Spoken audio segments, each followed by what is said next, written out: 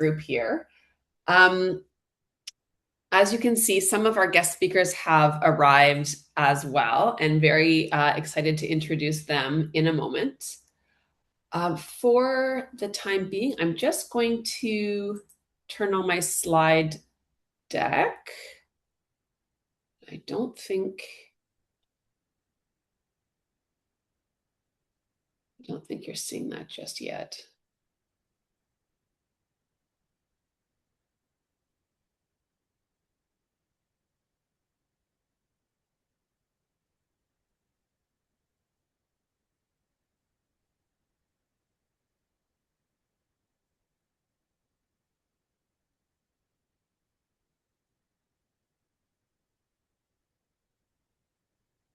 All right, what are you folks seeing right now?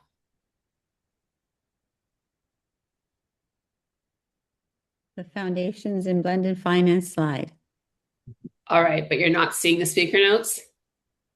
No. Perfect. Gold star for me. All right. Thank you, everyone. Foundations in Blended Finance, week 2.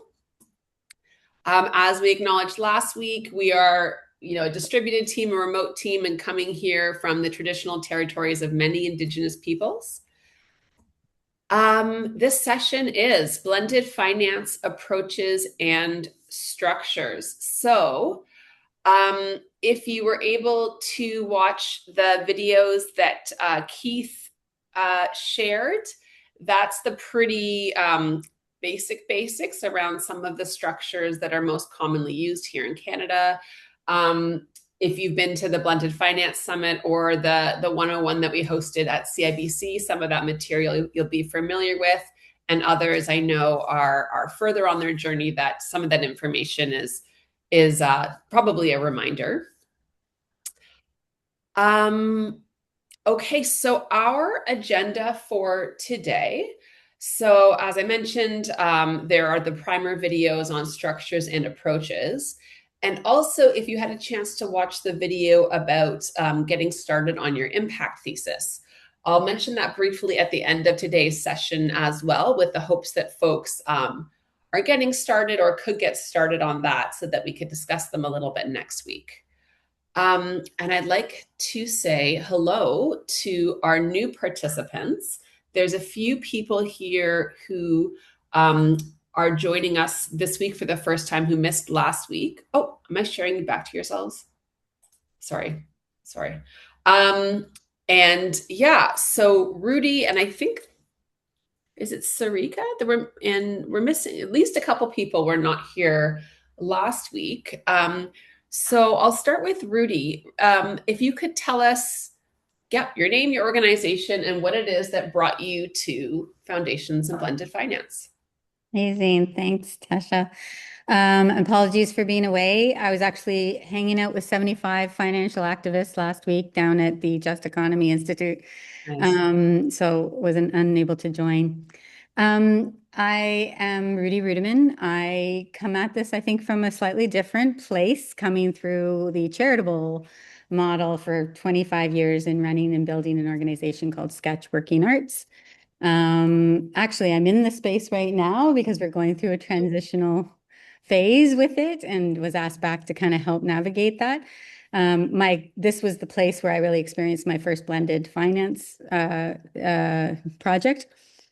And threw me into the whole, how can we move money and out of the traditional colonial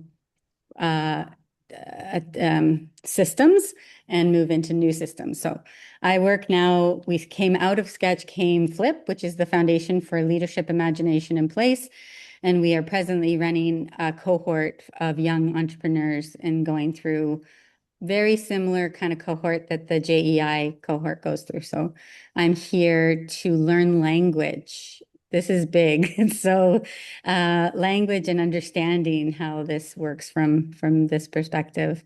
And also, just to get to know people and get into the spaces more. So thank you. Thanks so much, Rudy. And for anyone who may have been there or not been there, so Rudy was one of the presenters at the Blended Finance Summit. And in fact, the experience that she was just speaking to about Sketch is being developed or possibly being developed in one of the case studies that we'll be sharing as part of our community of practice work. So thank you very much, Rudy, for joining us.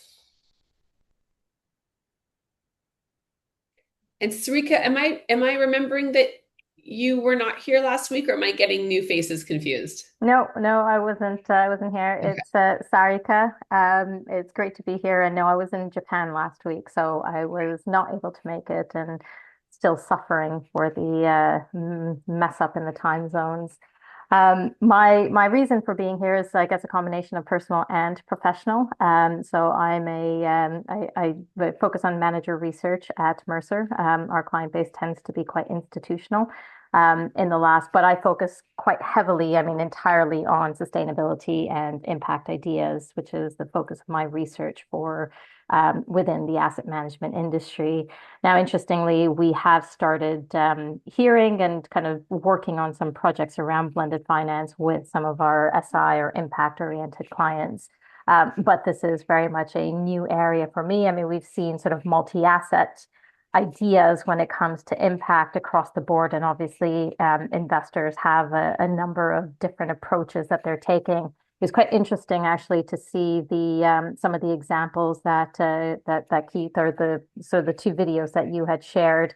And the examples are on the Peterborough Prison social bond, which I was in the UK for a number of years, and I remember when that first launched, and I thought it was fascinating, you know, to be able to link some of these financial instruments to social outcomes.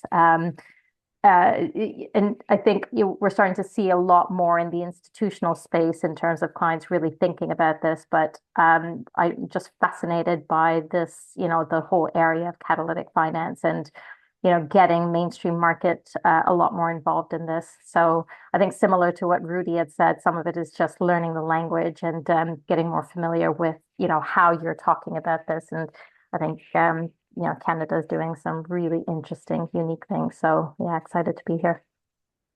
Thank you. And I hope, if you haven't had a chance, that both you and Rudy will watch last week's video. Okay, because big Yeah. focus on definitions, shared language. As we know, blended finance speaks a bit of a dialect of mainstream finance. So great. Is there anybody else joining us this week for the first time? I don't think so. Okay, okay. And let me put my slide deck back on.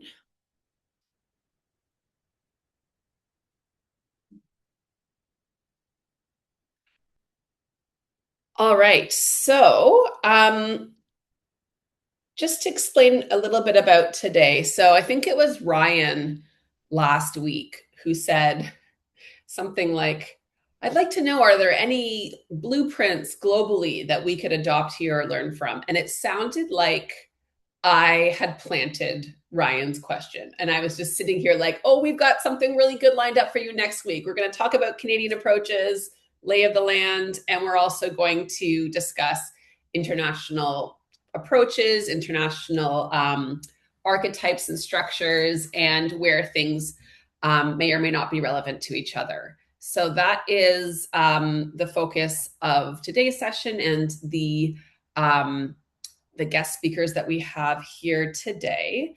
And then we will reserve the last 40 minutes, or at least the last 30 minutes, to workshop in small groups on observations and applications to our own work. So what we'll do is we'll split you into breakout rooms with one of the guest speakers each, and have them report back to the group as the moderators what your reflections and observations were.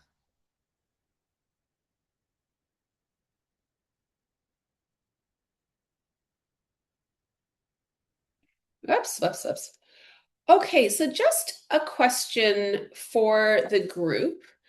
I was reflecting last week after our first session, and particularly, thinking about the introductions we had from the group, and how much knowledge and experience and wisdom we're bringing to the table already. Like, I was kind of wowed by how much folks have already been engaged in this space, in many cases from like one instrument or one kind of case that they had been involved in, but a lot of experience there. And I wanted to hear from you folks, either now or afterwards, if you'd prefer, how you might want to best take advantage of the wisdom that we're bringing as peers here.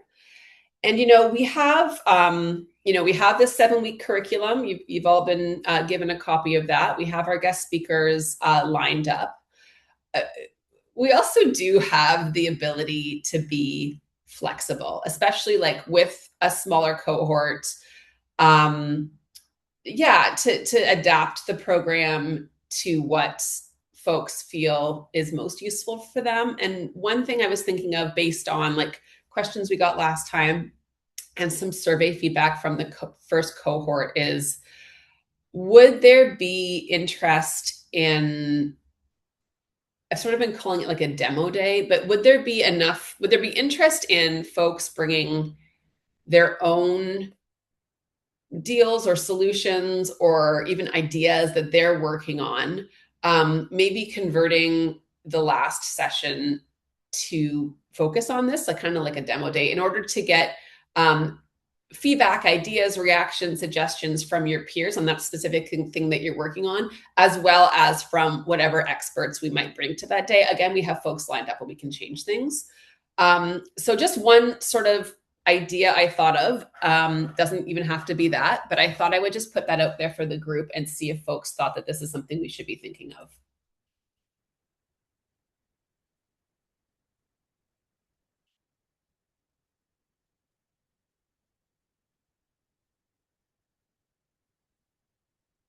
I think that would be pretty cool. No objections here. And Ryan, would you have like a project that you yourself would be interested in sharing? Yes, we have a project. Okay. Do you want me to say it, or? Well, maybe I'll wait and see if there's any yeses from anybody else. Because if it's just you and me, Ryan, it might not fly, and that's okay. It's totally okay.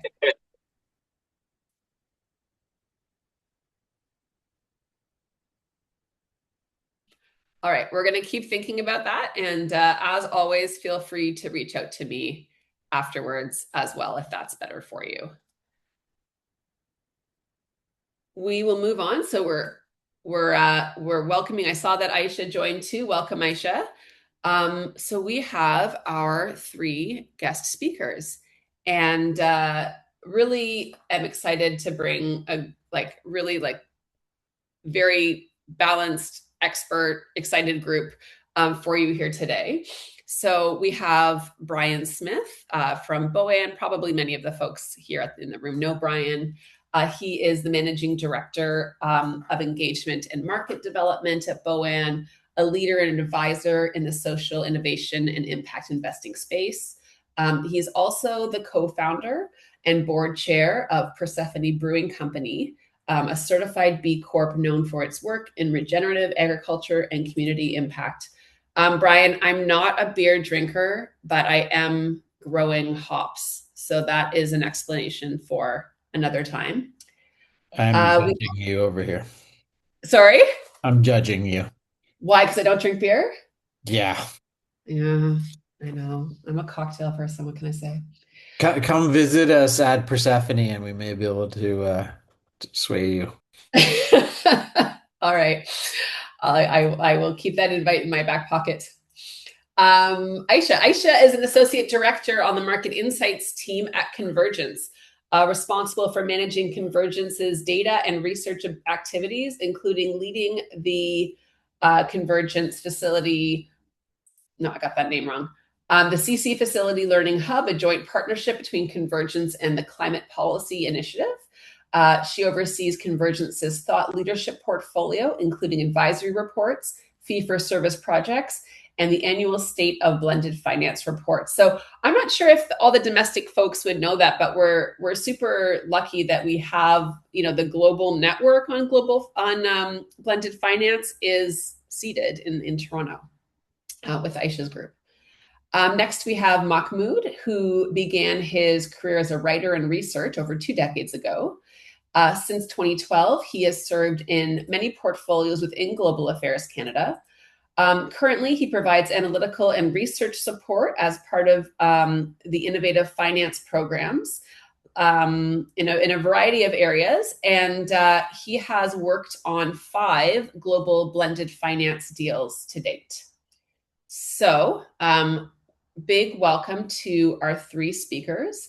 And we are going to turn it over first to Brian, who's going to tell us a bit about his journey with Boann and the Social Finance Fund, including what they have learned in these first few years, lessons learned, and what's next on the horizon.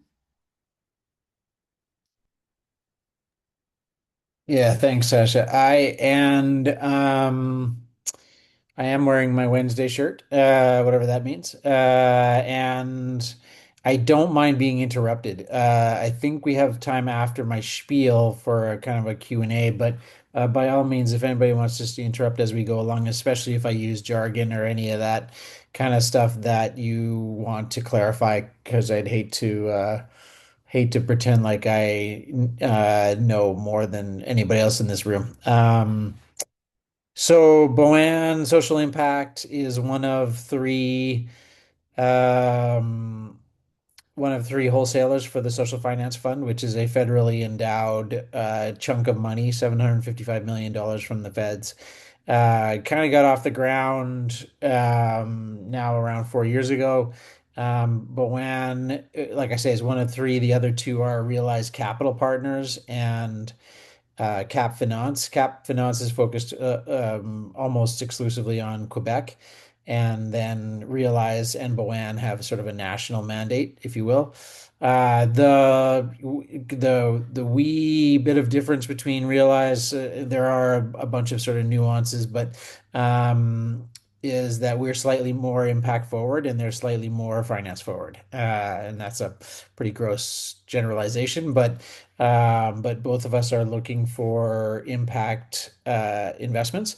And uh, I think with the architects of the Social Finance Fund imagined, especially those coming from community, imagined that once it got off the ground and was endowed, there would be a robust pipeline of investments kind of ready, shovel ready. Uh,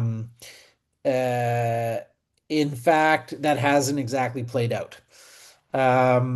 We are about sort of 2/3 of our capital, our repayable capital is allocated, committed or actually dispersed. The other third is wondering what to invest in. For the most part, we had anticipated being a fund of funds and primarily looked for social finance intermediaries, or call them, funds for better or worse. And there were in the first few years, there were some really easy low-hanging fruit, like the New Market Funds and the Raven Capital and Indigenous Capitals and the Investicos and the Renewal Partners. So all fairly established, well-known, investable product, if you will. So we deployed fairly, or got into those fairly quickly. And then the intermediary marketplace identified a whole bunch of what I'll call small funds. So funds that are definitely 20 million or less, but even more often than not, they're more like $10 million funds, and very sort of community focused or a vertical focused, like a specific impact vertical. And there are lots of those in Canada. I mean, lots as in several dozen, not hundreds, but and then so as we started to look at them, and we did approve investments into a number of them. And now if I just fast forward just like sort of two years from when we really started to look at those smaller funds, they are finding, and then we are finding out that they're not able to close their rounds. They're not able to close even their sort of first round, much less their targets.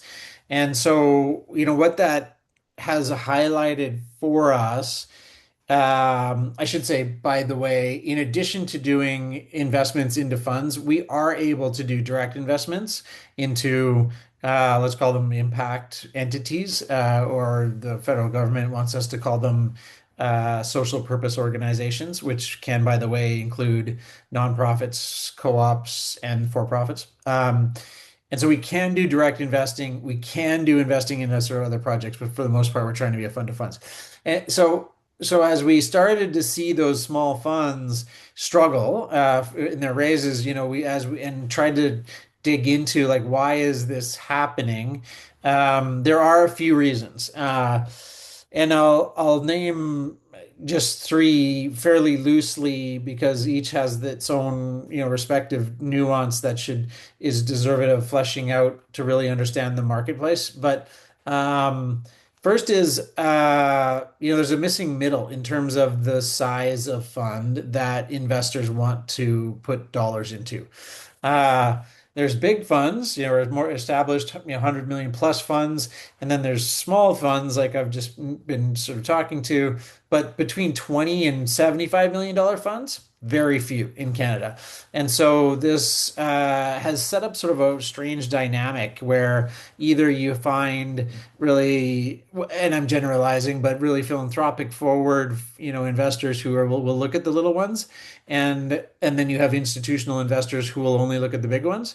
But the missing middle of intermediaries and fund sizes means there's also a missing middle of investors for class for them. So that's a challenging dynamic. The second challenging dynamic is that in Canada, and with all due respect and love to the people who are working in my field, we're mostly, many of us are a bunch of amateurs and ambitious new and emerging fund managers do not a safe investment make. At least that's the perception that many investors are currently sitting with, of like, oh, I like this, she's doing great and she's talking about the right kinds of deals and I like it, but she has no experience. I don't know for sure. Well, how about, you add on this, and what about your capacity here? And all of a sudden the deal does not close. So it looks like Rudy's been there. And so that right. So that's a challenge. And JEI, and we don't have a JEI in Canada yet. It's on the way, but let's say for now, Canada's capacity building of new and emerging fund managers is thin at best. And so that's a challenging dynamic. The third challenging dynamic is that many impact investors, or many of the sort of early to the game impact investors in Canada, have found a lack of liquidity in deals they did 10 years ago or 8 years ago or 15 years ago. Like a lot of the early funds, including some of the bigger ones I've named, have had difficulty exiting their respective portfolios. And as a result, impact investment capital is sort of locked up. And even if impact investors have additional capital or dry powder in addition, they're like, well, but now I'm looking at a fund that says it's going to be 10 plus 2, and what I'm counting on is more like 15 years before I'm going to get my liquidity out, or my cash out. And yeah, Ryan, you want to jump in there? So sorry, you said dry powder. I heard that from someone else. Just I didn't know what they were talking about. Sorry, just meaning capital that's available for investment and sitting idle. It Thank can you, be thank you. often sitting in cash accounts or whatever, but not earning a rate of return that they want it to. So actively looking for options. Yeah, so the impact investor marketplace. I'll also just name one other dynamic and not go down this tangent, but unless anybody really wants me to. But there's what that lack of liquidity points us to is a lack of a secondary marketplace. So the deals that were invested in, let's say by Renewal or Raven now 5 to 10 years ago, might get to have been gotten to maturity, but there's nobody impact investor who's looking at secondary or sort of at growth stage, lower return, lower risk type of. So who's that investor? Anyway, so the lack of secondary marketplace in Canada is a challenge. Okay, so those three dynamics have led to us asking ourselves, okay, if we're not going to be a pure fund of fund and just deploy it all. By the way, Tasha, point me to the clock if I start to get long here. I feel like I'm a bit of a train with steam coming out the top here. Okay, so we needed to adapt. So the pivot that we're kind of making is to ask ourselves how can we find investment options that will build the systems of investments, capital flows in Canada. And so sort of we're talking about and using the language of systems level investing or systemic finance, and using some language around that was introduced by other parties. I won't claim this language, but I really like it, of capital orchestration and financial backbones. These notions and concepts are really missing in the Canadian landscape, and particularly in three verticals that we are now focusing on. We had six originally impact verticals, and now we're narrowing that down to just three, which are affordable housing, one that we call community investment, but many of us will be able to more think of it as place-based investment, or if people are my age, will remember it as community economic development. And then the third one is climate, but with a focus on either land or nature-based solutions to climate. We're not interested in climate tech any longer. So those three verticals we think are particularly challenged by a lack of capital orchestration and financial backbones. So what we're now looking at, and I'll just give a couple of quick examples of the types of investments that we think are right for us, which is one picture, if you will, a pre-development fund for affordable housing. Many affordable housing developers, especially small nonprofits that are building affordable housing, they don't have a balance sheet. They don't have a big balance sheet that they can leverage for high risk debt. They don't have they can't take equity, at least not easily. Oh shoot. Okay, thanks, Tasha. So pre-development fund for affordable housing, or another project we're working on is a national loan guarantee pool that a bunch of intermediaries will all be able to use to backstop risk for their incoming LPs. And then just my last comment was, I think one of the other things that's not well fleshed out in Canada is the difference between sort of braided capital and blended capital. And maybe Aisha or Mahmoud will kind of touch on this. And if not, I can circle back. Thanks. Oh, sorry. Blended or braided? Yeah, I mean, I won't go into too much detail, but think of braided as two separate funding streams, one being, for example, grants, and Boann is sort of guilty of this. We have our grant stream, we'll do grants for things like capacity building or to do your legals, and then we'll invest repayable capital as a separate, and as if it's distinct, instead of blended, which I think in a more sophisticated way actually all goes into one pool, is one, and then you bring down the cost of capital. So just some nuance around how we use non-repayable and repayable, or concessionary and market capital together. Thanks. Thanks so much, Ryan. Questions, reactions, observations, thoughts from the group? Criticisms. No, Brian, I want to start a small fund. Don't discourage me. You can do it. Ryan? Go ahead, Ryan. You have another. Yeah. Go ahead, Ryan. Definitely not to be like salt the whole mood, but it was interesting hearing the perspective from the wholesalers about what was happening with intermediaries that were attempting to get the funds, because ACBM was one of them. It felt like when we were working with the other wholesaler, the goalposts kept moving. And so you get to a point where you think that you've satisfied all the criteria, especially the new ones that were brought up.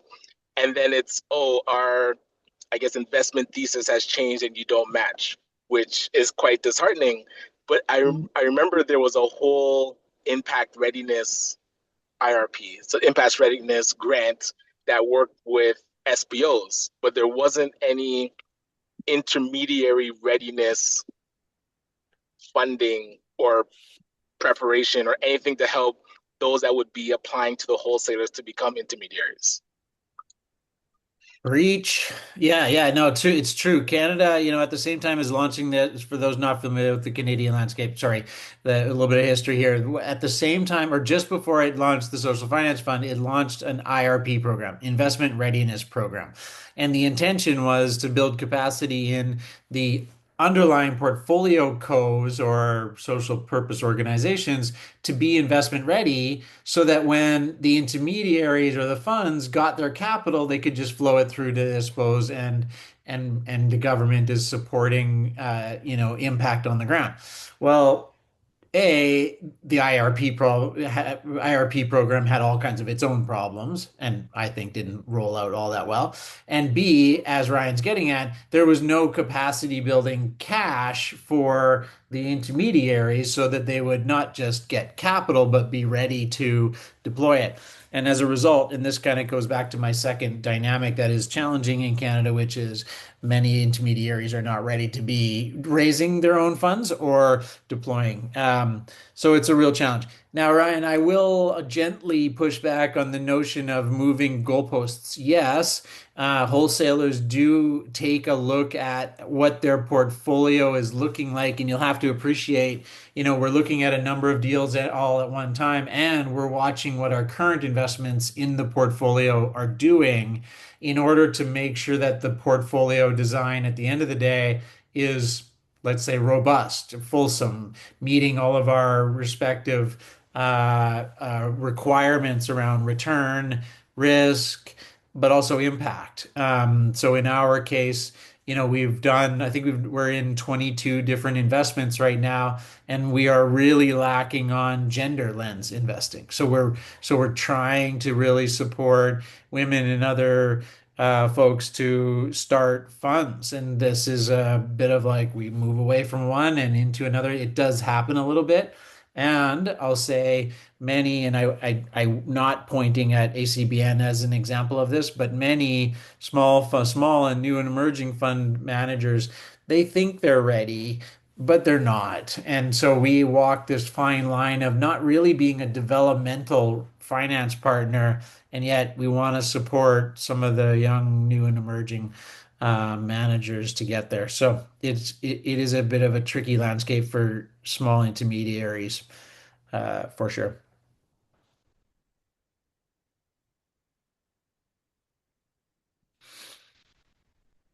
Thanks. And I do want to shout out Bowen because Bowen actually supported our project. So if people were wondering which wholesaler I was talking about, it wasn't Bowen. I am a Yeah, big fan of your guys' work.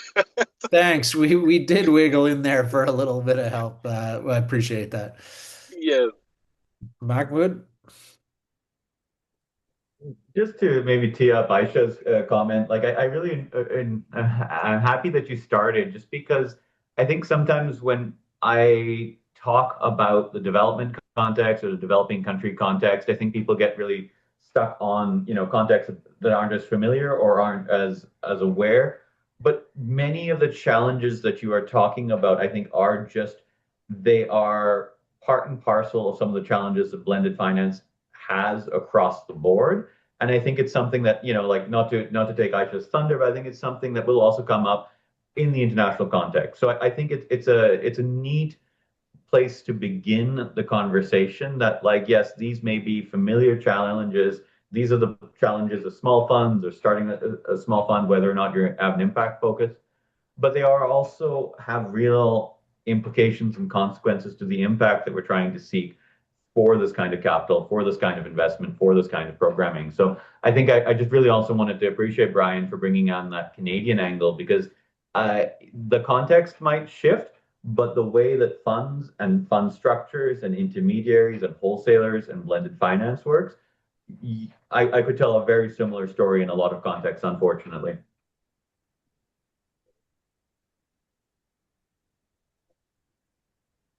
Adrian.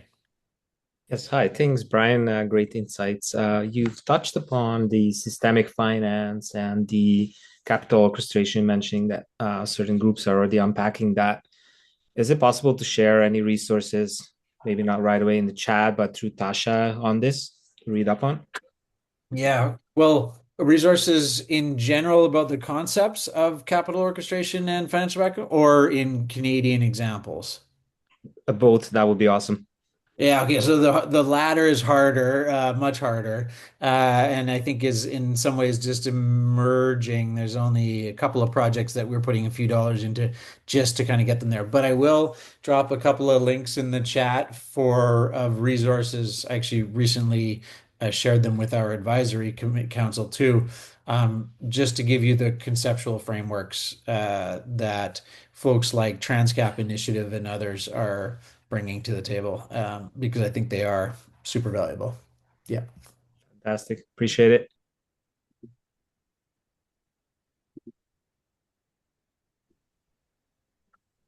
Brian, sorry not to raise my hand. I'm not able to do that for some reason right now, but I was just going to say that I think a lot of the sort of barriers that you're speaking to that can be challenging when sort of identifying fund managers, applying an impact investing lens, as Mahmoud said, very central also to the use case for blended finance.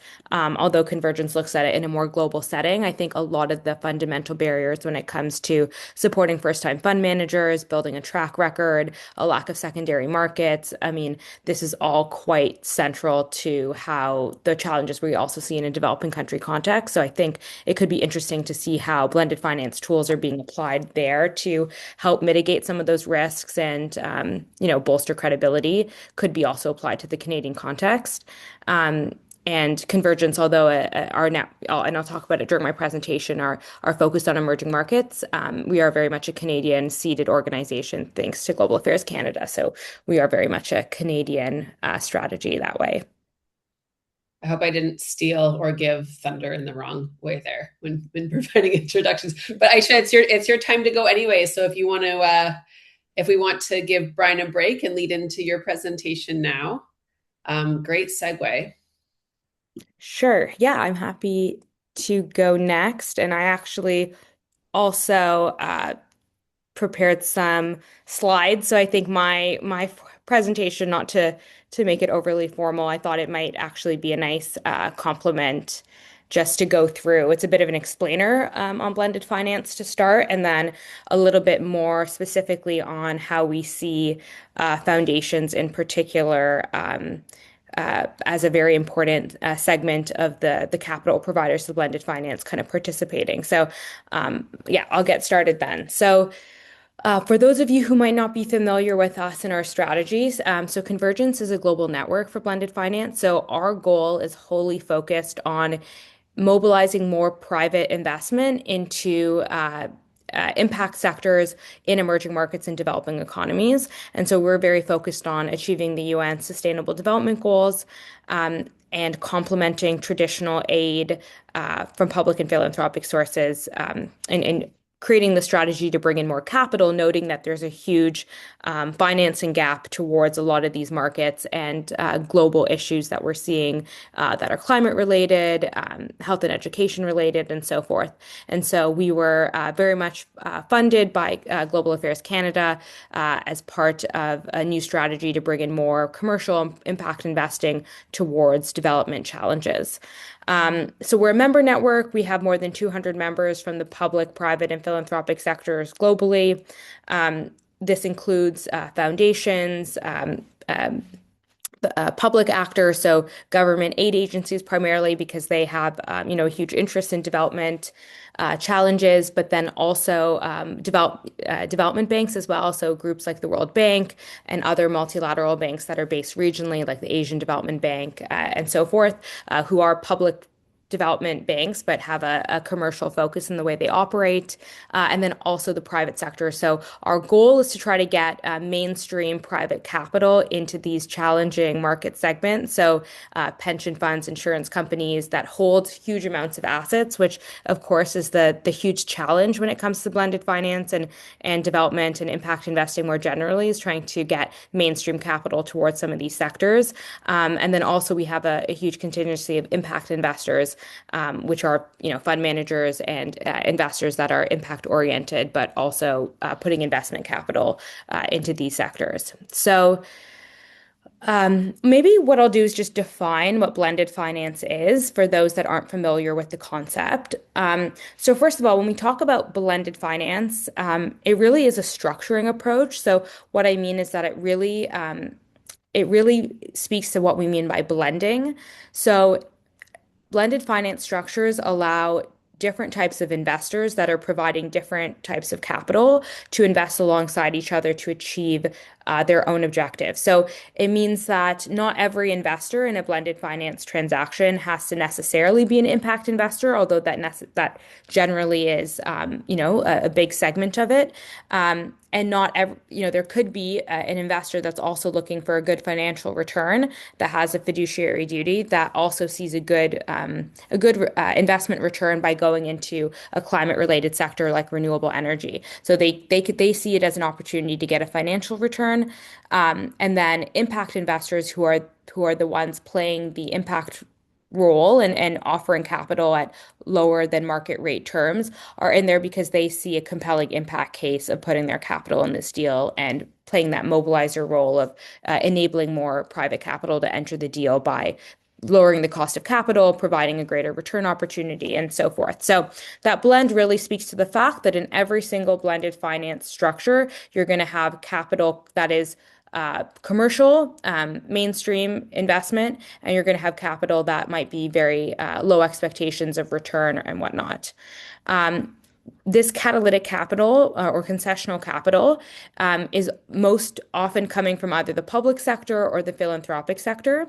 And it's really there again to make the risk return profile a little bit more attractive to private investors.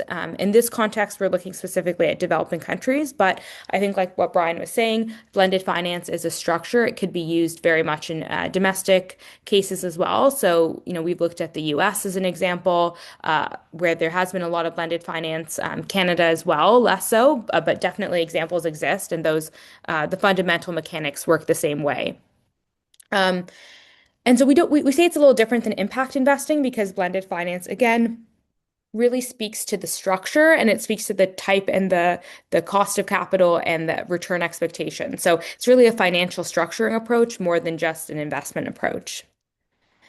So at Convergence, one of our primary goals is to track the market for blended finance. So when we were sort of created, one of the market gaps that was identified as a major barrier to blended finance is there's not a lot of evidence on what is the financial performance and what is the impact performance of blended finance. And to both convince investors that there's a good financial performance and a good rationale for them to put their money into these deals, and also towards the public sector and philanthropic sector who either are using public taxpayer dollars or are philanthropic and looking to achieve impact, they want to see that there's actual results coming out of this as well. So what Convergence does is we track the market for blended finance globally.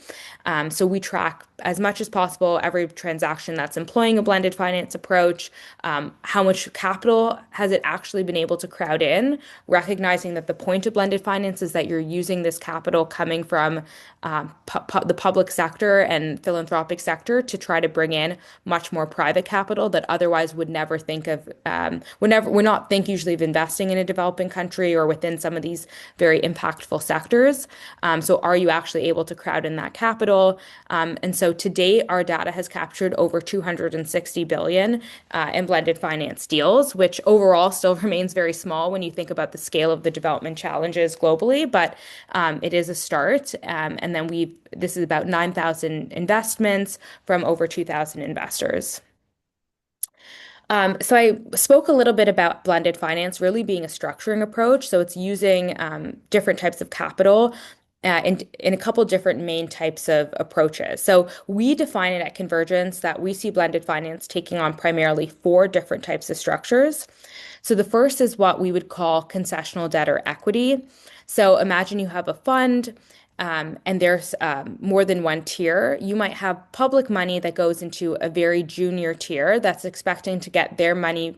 If something goes wrong, their money is sort of first on the line. If a loan goes bad, they're absorbing the highest risk layer, and they're not necessarily being compensated for the fact that they're taking on that risk. So, in a fund structure, for example, that could be what we call a first loss layer of a fund.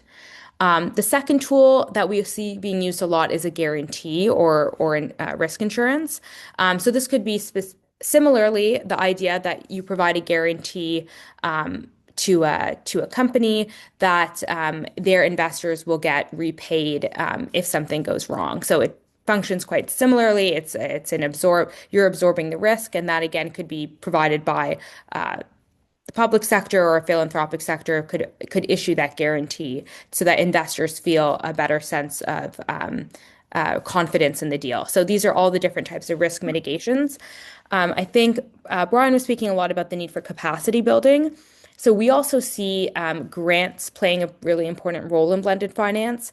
One is what we refer to as a design grant or a preparation grant, and that supports really the feasibility and proof of concept of these vehicles. A lot of times these are very innovative blended finance mechanisms. They require a lot of resourcing to put together the terms of the deal, create the financial documentation, prove the concept, fundraise. This is a very costly process.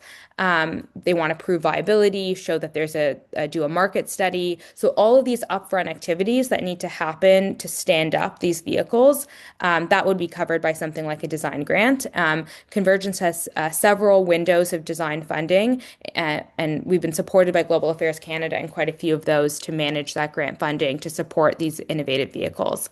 And then the last is technical assistance. Again, this could be used to support fund managers, particularly first-time fund managers that might need that additional support to, again, structure their funds or fundraise, or it could also be supporting the underlying investees. So I think similar to what Brian was saying, it can be very challenging to find pipeline, to find bankable opportunities. And so technical assistance can help with that pipeline generation, ensuring that those investees are ready to receive the financing.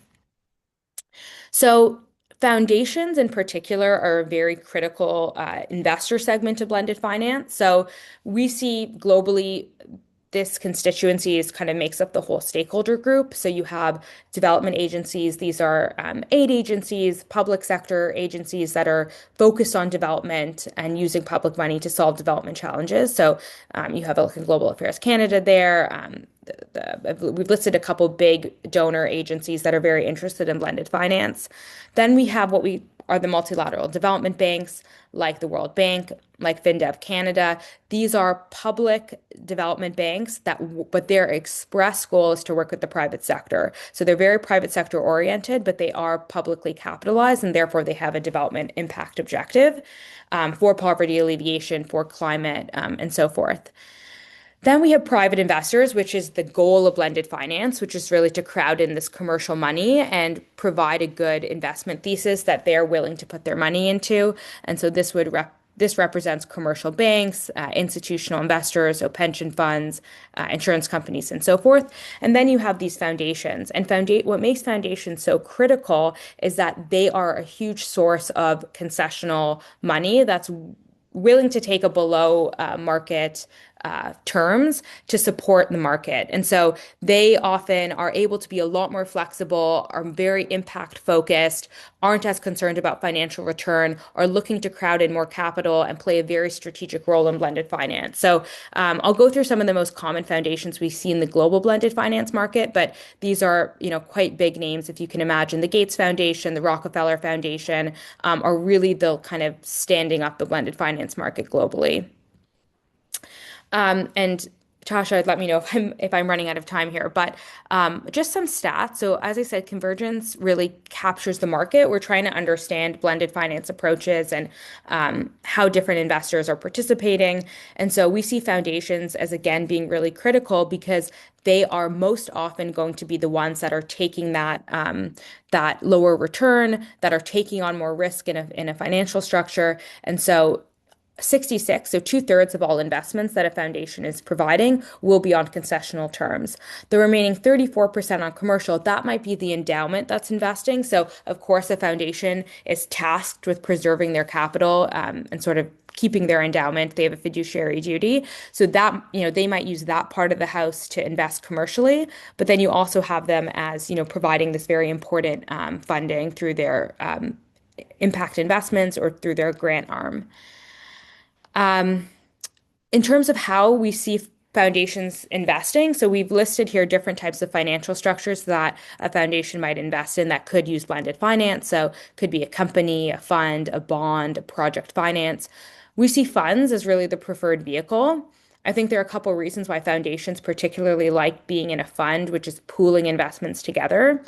One, it's less resource intensive. It's direct investments take a lot of time. They can sort of pool all their funding into a fund and then hand it off to the fund manager to sort of make those direct investments. So it might be a little bit easier for them operationally. And then also foundations might have less staff. It's less administrative overhead, which managing a direct investment might take. So we see funds as a pretty important strategy for foundations.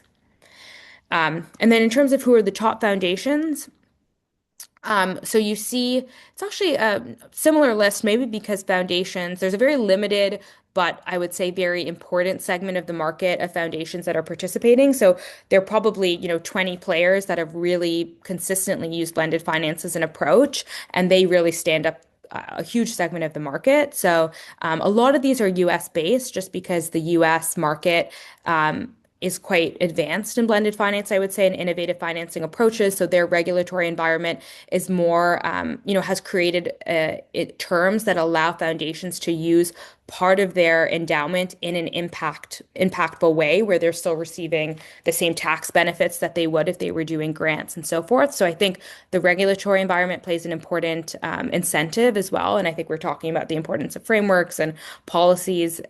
So I think most of these would probably be US based, a couple based in Europe. But as you can see, if you look at the total number, 32 deals, Shell Foundation here, which is based in the UK, has a very strong climate focus. It's still not a huge amount of deals if you think about it globally. So we often say that foundations are very critical, but very underrepresented compared to other investor groups. I would say overall, a couple of the challenges and opportunities. Challenges is, again, balancing those mission and financial returns. Often, foundations function with two very distinct mandates. You have the financial returns, which the endowment team is tasked with preserving and growing their endowment. And then you have a very separate arm for grants, for programmatic grants to organizations. Finding that sweet spot of impact investing can sometimes be difficult where you're both investing for a return, but also for impact. Can be difficult. So we explore some opportunities that foundations have done to sort of address that in some of our thought leadership. Secondly is complexity. Blended finance can be quite technical. And so, equipping foundations and their team to be able to do that can require some capacity building. So we find standardizing the approach or coming up with very strategic investment areas and kind of focusing on that or a very specific type of tool, whether it be sort of loans or guarantees, might be more effective than trying to do everything. And then I think the last challenge really is smaller investment sizes and limited additionality. So foundations we find often do very small investment sizes compared to a lot of other investor segments. So, just $1 million. Not just, but a low ticket size would be maybe $1 million, under $2 million. And that can be, quite small compared to the other investors that are looking for really large opportunities. So trying to find strategic use cases or pooling investments together is one opportunity. So I'm happy to talk more about these challenges and opportunities. We also did a paper on it, so happy to share that with those that are interested. But I realize they've probably gone over time, so I'll stop here. I'm sending you increasingly intense DMs, but Okay. I have a feeling you're not seeing them. Sorry, no. For questions, but you know what, Aisha, if you wanted to pop that resource into the chat, I think we've got a good collection here going of resources that folks can look at later, and that also perhaps we can collect for our own learning management system here as well.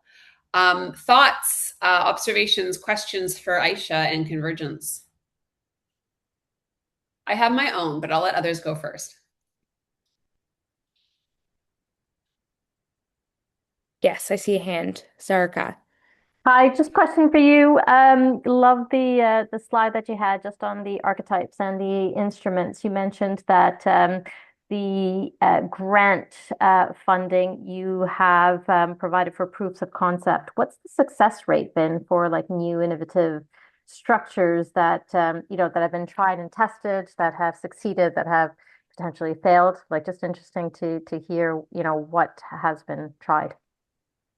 Yeah, that's a really good question, because I think it is important to recognize that not all of the, if every transaction that we support with that catalytic money were to succeed, maybe they didn't need it in the first place, right? So there is a need you do expect a failure rate if you're truly being a bit catalytic or innovative. Otherwise, did they need the grant financing? To know the exact stats on how many of the solutions, for example, have reached financial close, I could talk to our accelerator team. I do know on the whole, the way that one of the primary benchmarks we use for measuring success is private capital mobilization. So how much money has been crowded in. And I think we did a presentation yesterday where collectively, and we don't take responsibility for at what what each solution has been able to crowd in as a percentage of the grant money that we're managing. It's of course just so many different factors, but I think it's all over 2 billion. So these are these vehicles have got support from many investors and whatnot. But on the whole, I think we can show that providing this proof of concept and funding is like highly catalytic, and that early stage grant capital can be very critical to later downstream impact. I think the challenge is when you provide capital so early, being able to attribute and track that progress later on is a challenge. And I think that also takes a lot of resources, and something that we're continuing to do as we now have quite a large cohort of solutions that we've supported over 10 years. But I think the challenge when you go in so early is that tracking financial close can sometimes take years. So being able to sort of see that downstream impact can take some resources as well. I have one more question. You mentioned again, some of the top investors have been foundations. Again, just I guess thinking about this from the institutional side, I'm seeing number of managers kind of coming out and introducing the whole blended finance concept. Are you seeing more conversation coming from the asset management community, to Convergence, just in terms of ideas and kind of taking this forward? I do find one of the challenges being that there tends to be a lot of talk and action tends to be a bit minimal. We're also seeing quite a lot just on the impact space, but I think what we find is it ends up going to your largest asset managers that, you kind of question what the actual impact is that's being created. Yeah. So actually, one of the programs that accelerator programs that we just started with support from Global Affairs Canada is specifically for asset managers and fund managers, with the view of supporting especially first-time fund managers doing blended finance. So part of the strategy is to bring in kind of mainstream fund managers that are big in the market, but haven't used blended finance, maybe haven't really been incentivized to go into emerging markets. And so providing that design grants, particularly to fund managers and asset managers that are looking to do blended finance for the first time. And we're also, with the support of Global Affairs Canada, looking to support increasingly Canadian fund managers as well, noting that, as you can see is from the list that I presented and even from our membership, we've had a really hard time bringing in the Canadian ecosystem into blended finance. There's just generally, especially because our focus is on developing developing countries, generally not a lot of appetite to go into emerging markets compared to our partners in Europe and the US.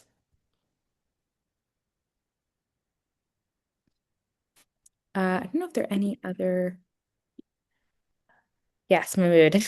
No, I was actually just really enjoying Sarika's questions because I think they are really fundamental to some of these challenges, and that like it's a long journey. And this is just trying to bring together what Brian was saying. And generally one of the archetypes they talk about is technical assistance, right? And you boil it down, what is that? That's pre-investment support. That is like, can you get this idea off the ground? Do you have the scoping? Do you have all those ideas? And then sometimes there's also that post-investment support. Like once they've gotten their close, can they put in place the sort of procedures and policies to have an impact to raise funds? Do they have an anchor investor? Do they have that ability to kind of like show that they can make an investment? Do they have warehouse capital? Can they show 2, 3 investments that this is actually a thesis that works? And so it requires a lot of things to work at a number of different steps across a continuum for a fund man. It's not just one zone of death. It's a bit of a miracle when someone makes it all the way through. And so that there is that $2 billion, I think, is actually a really interesting storyline, that there's a lot of people who can make it through. I think there's also a balance that what Brian was saying is that sometimes the very small fund managers are subscale. They are not viable in terms of being able to deliver on an impact or to raise funding or to make something additional. And so then the question is, what about the big funds? Are they able to provide the scale and to provide the impact? And then it comes a question of like, well, can they and have they? And why aren't they doing it with existing resources? And is this a real change in strategy, or is this simply they're chasing the subsidy, right? So I think these are all really fundamental questions all the way through. I think this is why much of this is like it's a work in progress, but it's also that we're understanding, doing research with a lot of the thought leaders in the space, many of whom are in Convergence to understand. But yeah, it's not a neat or it's a candidly it's a challenge all the way through. So I really do appreciate those questions.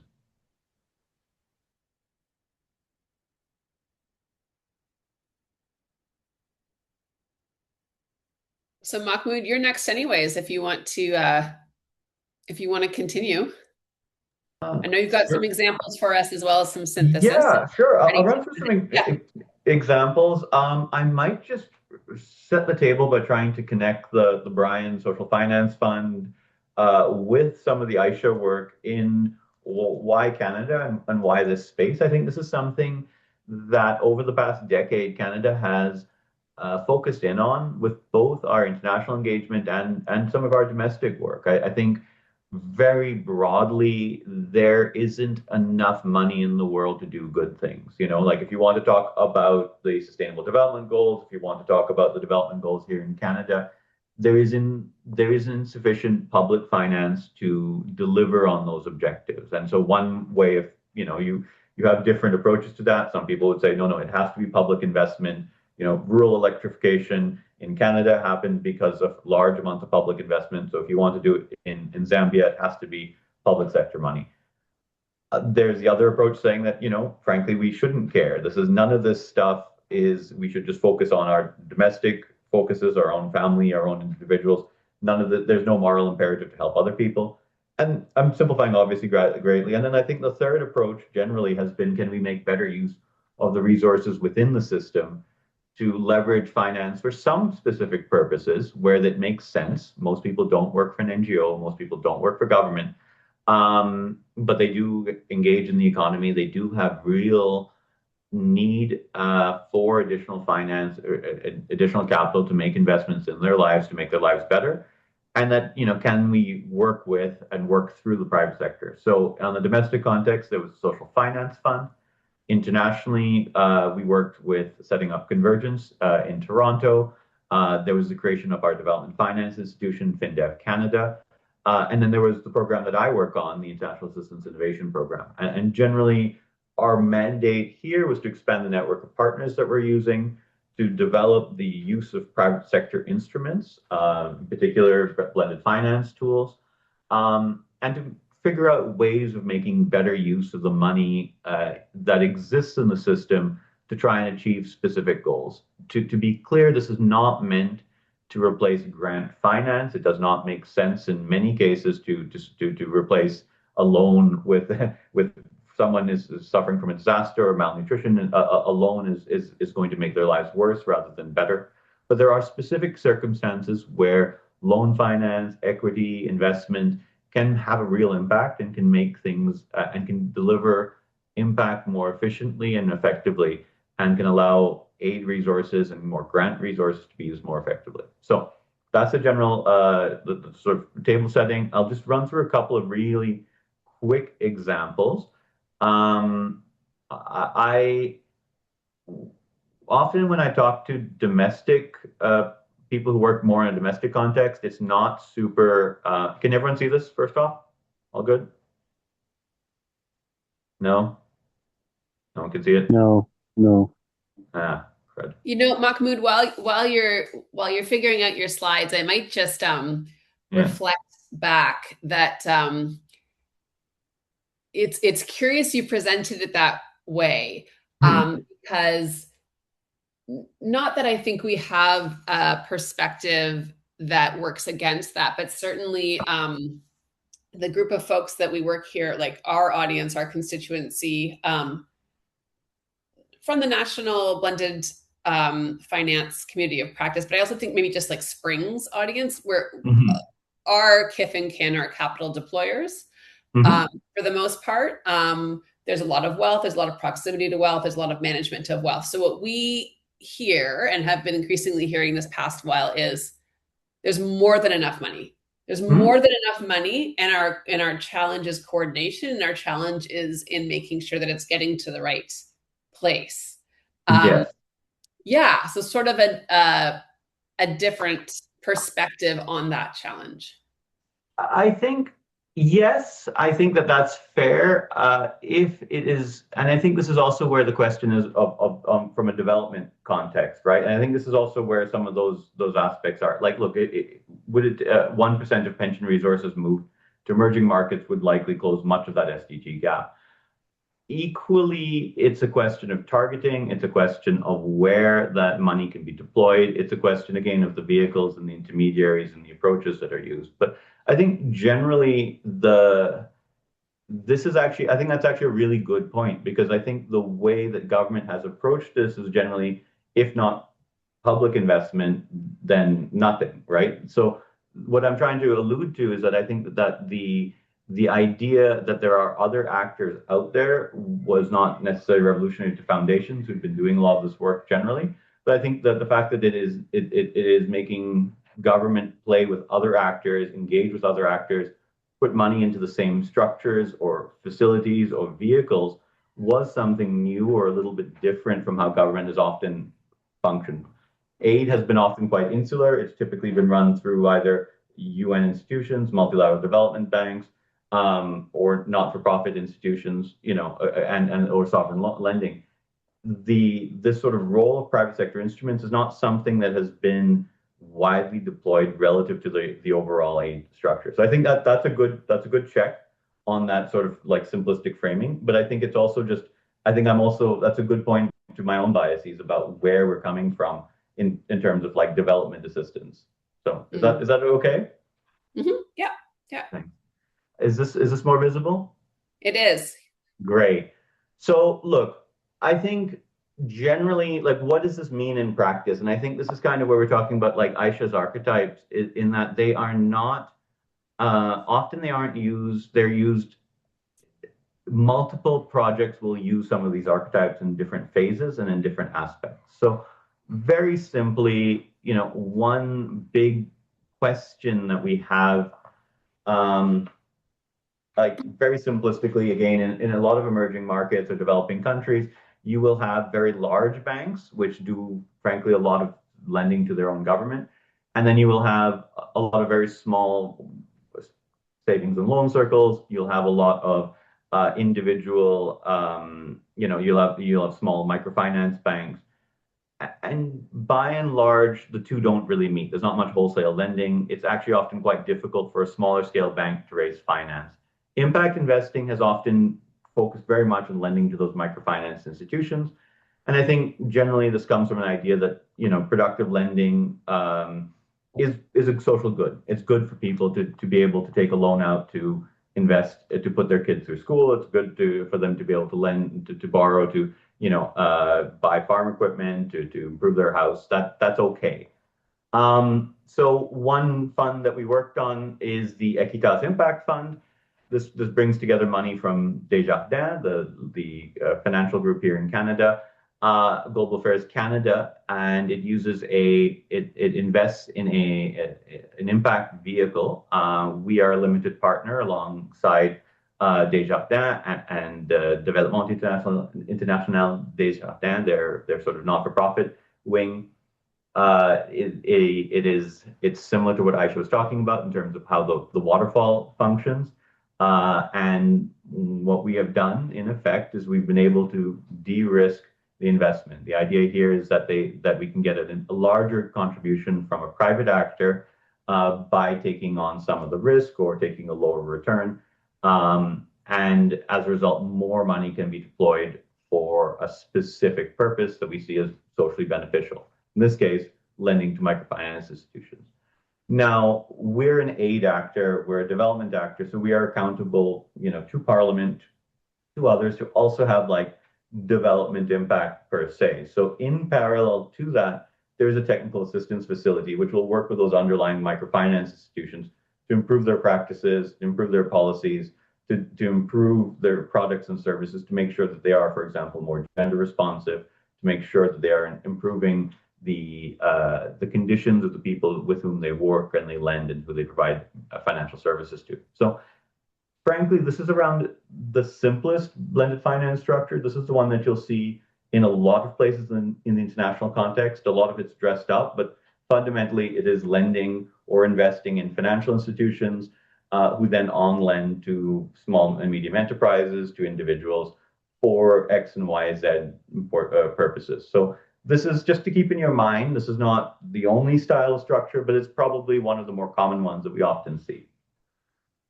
This model can also get a little bit more complicated. I'm bringing up the International Finance Facility for Education because I think it's an interesting model, and it's something that Aisha was talking about as well, about guarantees and guarantee providers. Guarantees are extremely useful in many ways because you can take what's in effect a promise and treat it like equity. You can use it to make a lot more lending for productive purposes rather than putting money up front. So this is a very complicated mechanism, and I'm not going to be able to walk through it in huge detail. Otherwise, I think Tasha will send me angry messages. But I think the crux of this is that it is a pot of money and a pot of guarantees. Okay, so you put some money, you put some guarantees together. That pot then writes guarantees. So it's a little bit of like an inception kind of thing. What that is able to do, that's able to de-risk multilateral development banks. So your World Bank, your Asian Development Bank, they are then able to do more lending. That should be that's good. That means that the existing public money in the system can do more than it was able to do previously.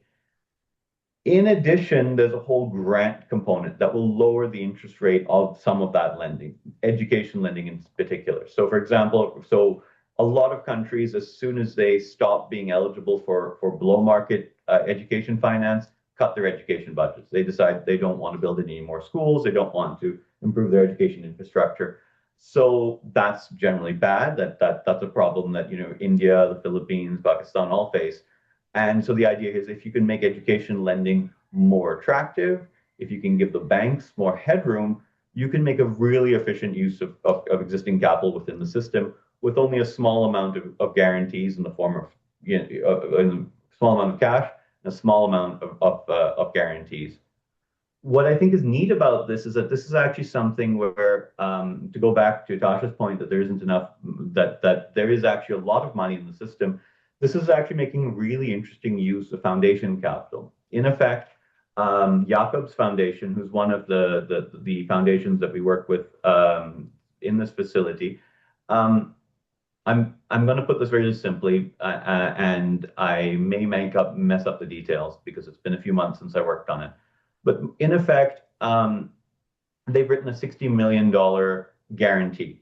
Okay, in what that is that they have a secured line of credit from a bank. They go put it into the big pot that everyone else does.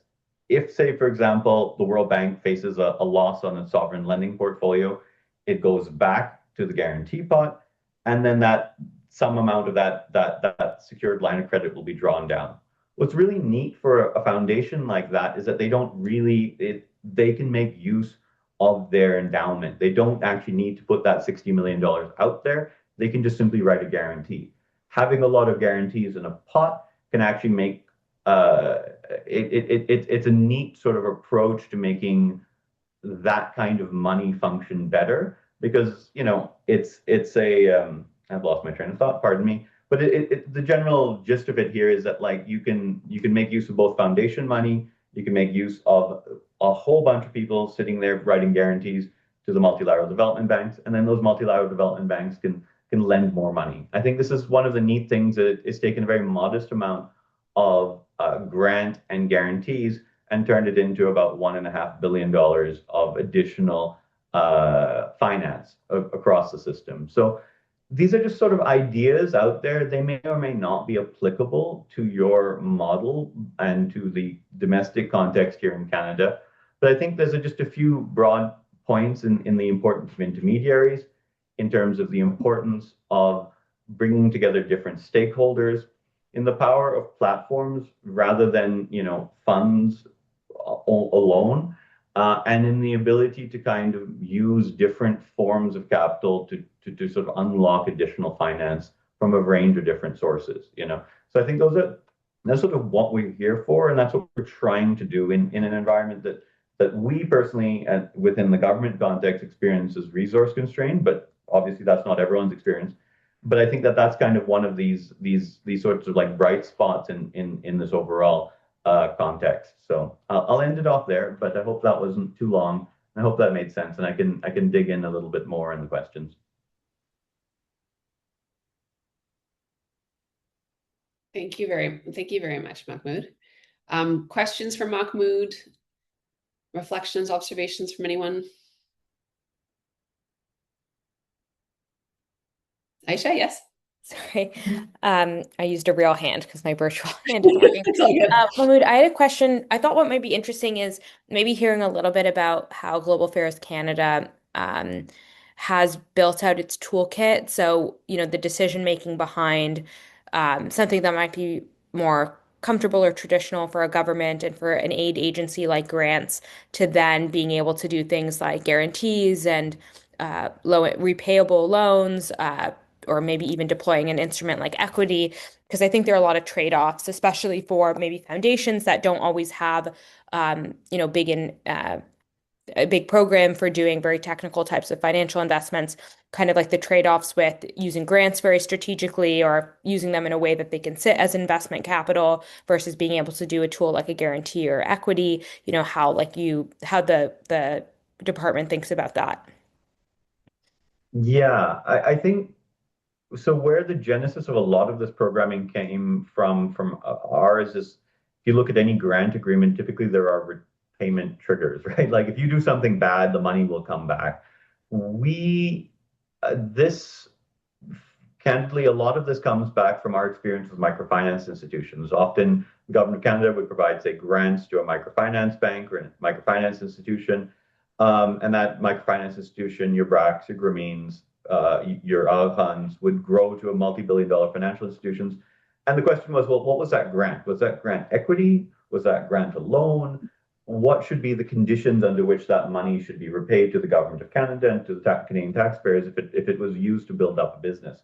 And so from that, we got better at building in triggers for repayment for certain kinds of when certain thresholds are met. Once you figure that out, you're like, well, you can start wrapping this around different instruments. You can start wrapping it around equity. Something that's equity like a limited partnership. You can wrap it around the note. So we have like note purchase agreements. You can wrap it around a beneficiary unit. You can provide paid-in capital to a guarantee provider. So we haven't actually activated specific instruments like equity or guarantees, but we work through actors that can provide that kind of instrument.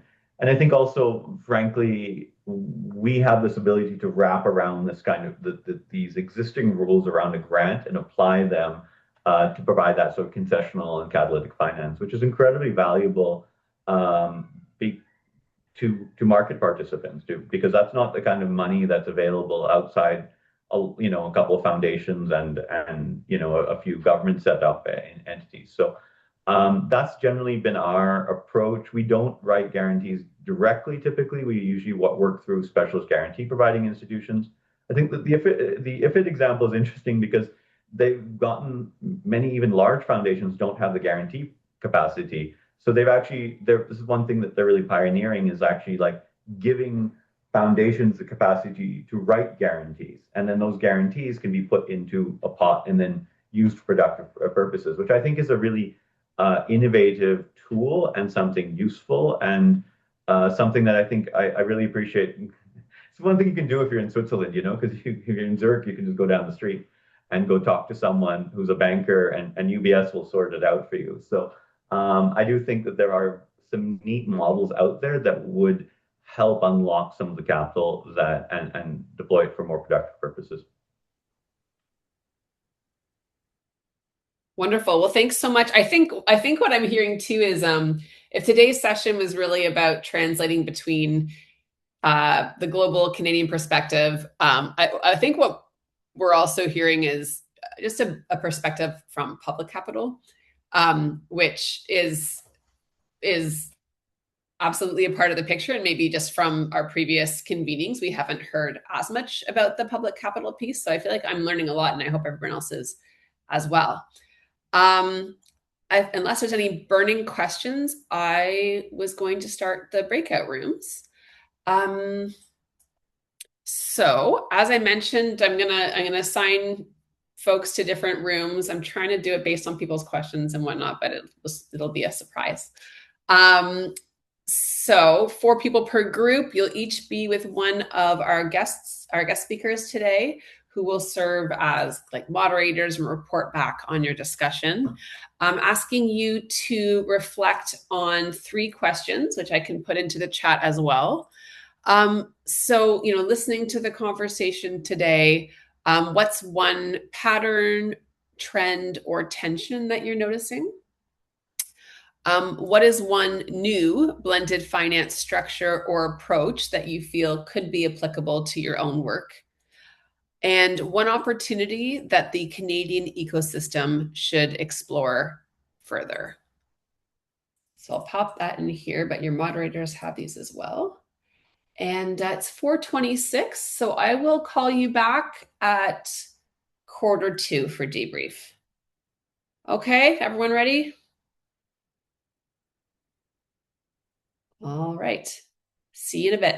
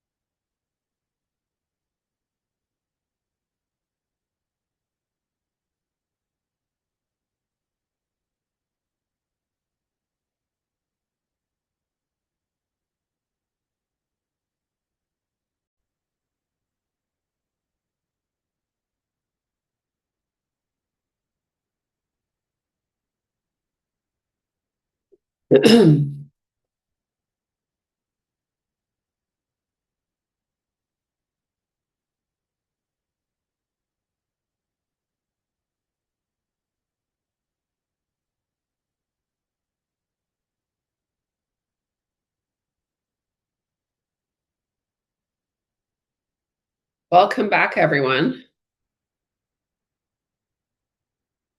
funny when you're the facilitator. I don't know what I missed. Was it like, Well, you cut Brian painful? off just as he was going to tell us the secret. Oh no! And then you pulled us back into the room.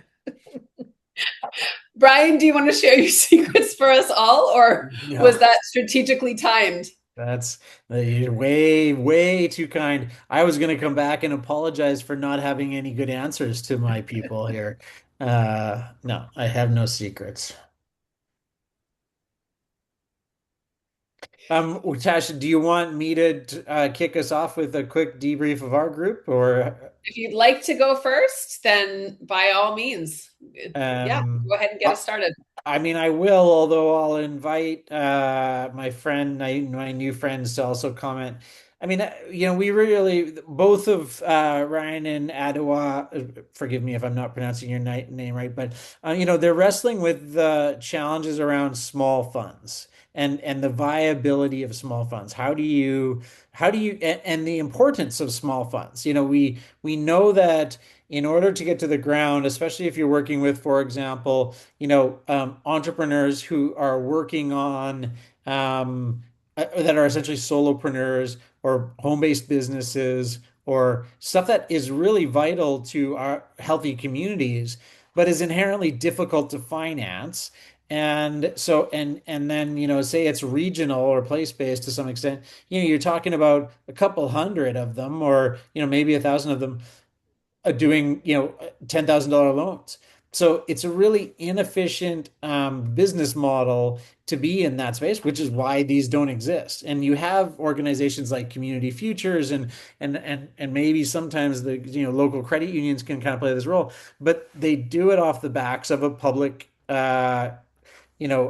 contribution agreement. Like, so Community Futures, I used to be the executive director of a Community Futures. We, had a $5 million loan portfolio, 150 clients at any one time. And we needed a $3 million grant from the federal government just to shore up our operational costs. So small funds are very difficult to make work. But yet they're super important. So, and Ryan asked me directly, and I had no good answer. How do we get them to from sort of a $10 million level or a $5 million level to a 15 or $20 million where it starts to become viable? That, I think, is an important question for our country to be wrestling with. Part of it might be, my answer might be around technology, and just to make operations more efficient, therefore improving margins, therefore bringing in capital from the private sector. Maybe part of it might be aggregation, aggregating back office or building infrastructure that allows for more efficient underwriting or more efficient deployment, or et cetera. And maybe that then creates a more viable operating model. And maybe, and then I'll just leave this last thought dangling because it's not well developed for us at Buen, but maybe it's like we need a $1 billion fund in order to attract private investors. And the only way we're going to manage a $1 billion fund is centralizing it. And so this goes to the sort of aggregation theme is, and then but then the trick is, how do you make sure it gets to the ground in a meaningful way? And what about all these small intermediaries, like the Rises and the ACBNs? You two want to add anything, or are you okay with me leaving it with a question at the end? Yeah, I mean, oh, Adwa, sorry, go ahead. No, I came late to the party, so I'll just say he did great. Yeah, and definitely appreciate the discourse and being able to chat about it, because it has been something that I would say, struggling with, trying to get to the level to be investment worthy, I guess you could say. And now knowing that smaller funds are going to be less engaged, and it's only going to be like medium and bigger, you're like, okay, but I thought this whole government program was to support the grassroots getting money to those funds that need to build. But it sounds like it's the opposite, like everything's shifting to the bigger guys. So yeah, I mean, if that's the way it's going, there has to be something to fill the gap. And I don't know what that is, but I would love to be part of a co-design that figures it out. instead of it just being dismissed. And I gotta say, Ryan and everybody else, I have a feeling this debate is gonna be carried through. So next week we have Christy Fairhill-Mader, who everyone knows, place-based fund. I mean, heck, Spring Run's a fund, right? So I think you'll be seeing a next. I don't think this is the end of our conversation around the value and purpose of small funds. And Ryan, the word is ready, not worthy. You were already worthy. Can we turn it to Aisha? Are you ready to present back on your group, Aisha?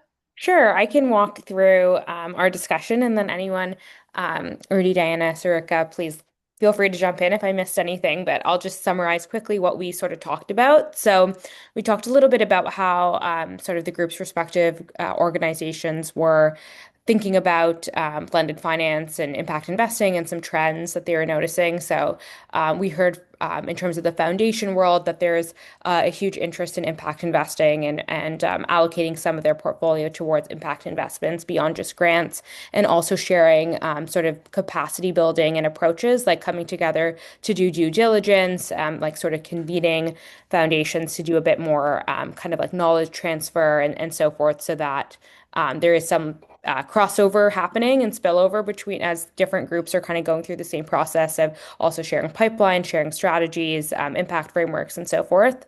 I think there was also sort of an interest in guarantees in particular came up as one instrument that could be quite relevant because it allows grants to be used quite efficiently. And I think there was this recognition that there's quite limited grants available. And so guarantees that allows you to do more with the same amount because you're not necessarily putting as much capital in the deal is something that could be quite important.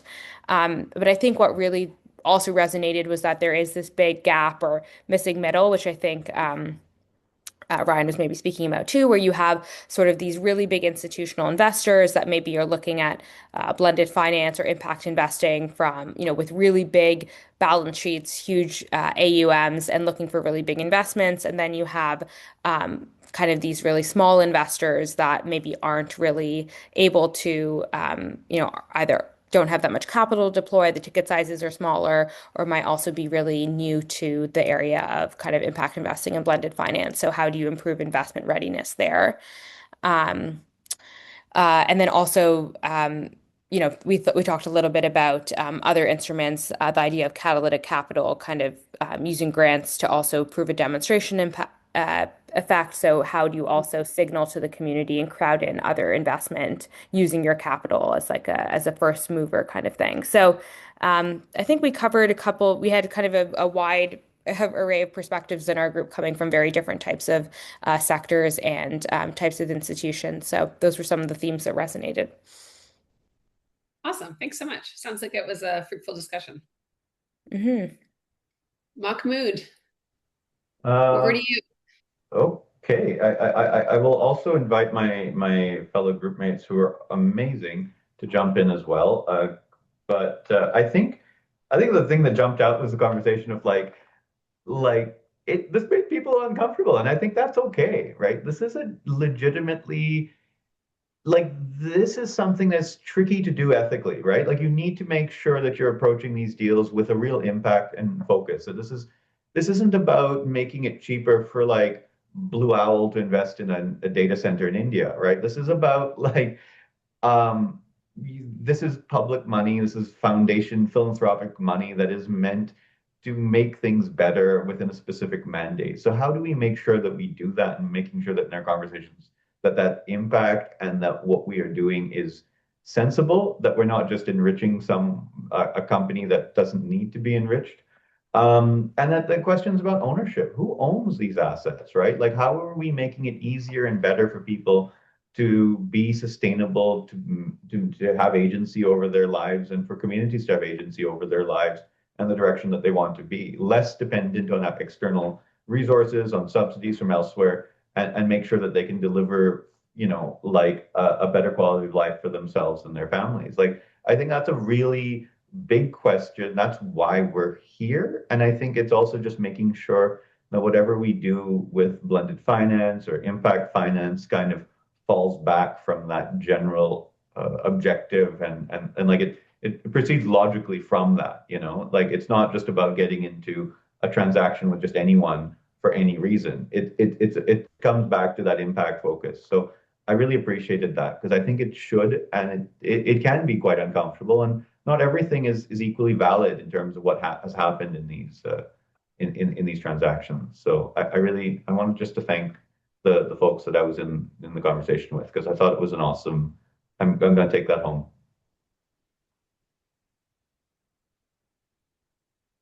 All right. Sounds like I missed some good conversations, but I appreciate being filled in. And I feel like there's a little bit, it sounds like there was maybe some passion that I missed out on too, but I'm glad we learned so much collectively. Anybody want to add to what was said or pose a further question?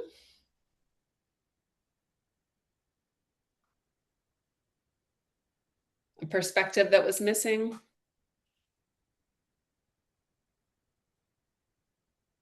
I think there's just something around, and pardon me, but I don't have the full articulation of it yet because I have to kind of process what we've learned today, but around this idea of readiness. And if you're talking about the middle ground, like how there needs to be intentional learning spaces that are beyond, like that are creating more of a relational, creating, I think it's because of my JEI experience too, but just that relational experience where you have people that you are networking with and then you collaborate and then you can see the possibilities of collaboration to work on any of these kinds of issues that get raised with people that are sometimes cross-sectorally working, like, across the sectors in different roles. So I guess what I'm left with and what I'm left with every day is just how do we instill the need for that kind of learning environment that looks at every level from individual, community, and then, global responsibilities. Does that make sense? Mm-hmm. Mm-hmm. Yeah. No, and thank you for posing that. A challenge really for us to reflect on. Yeah. Okay, well, I will move us towards wrapping up and next steps. We're just about at time here anyways. Okay, so in the week ahead, if you've had a chance to look at, so we've shared the impact thesis workbook. We're not going to ask you to hand these in, but as you progress through your impact thesis, I will be calling on folks next week to share what they've been working on. And if you haven't had a chance, lots of reading options on our learning management system. Nothing is required. We do try to draw your attention to the things that we consider the most important. And in addition to that, I think I've caught all the resources that were shared in the chat. So I will ask to have those emailed to all of you folks afterwards as well. Okay, so here's where we are. So next week is sector and theme spotlights. As I mentioned, Christy will be joining us, and I think the other person is, I think it's Justin Sweeney. I'll have to check again. Yeah, so we're making good progress. Just wanted to say thank you very much to our speakers who really, are just doing this to help us learn, hopefully to learn themselves, to build community. They don't have to do this, and we super appreciate them showing up and all the work that's gone into this. And if I could just put all three of you on the spot for the moment, we were talking in the last session about, really one of our many objectives in this course is also to continue to build the community and the networks of folks working in blended finance. It's not that big of a group. So if we may ask humbly, if it's okay if we all connect with you on LinkedIn, and perhaps you could even, if that's okay, put your LinkedIn into the chat, and then we can all be friends. And I will be in trouble if I don't share the survey. I think that's the very last thing, which is really just 2 questions. Are you seeing the survey?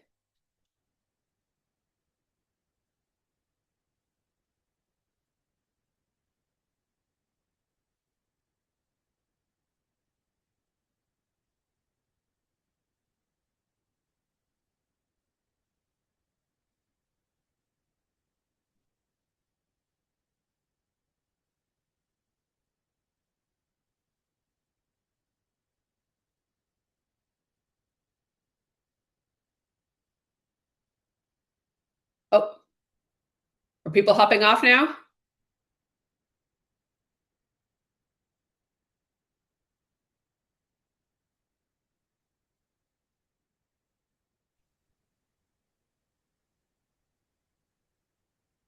Bye, Adoa. Great to Thanks, see you. Sasha. See you next week. See you next Thank week. you. Thank you. Bye. Thank you very much, Bye. everyone. Thank you. See you soon. Thank you.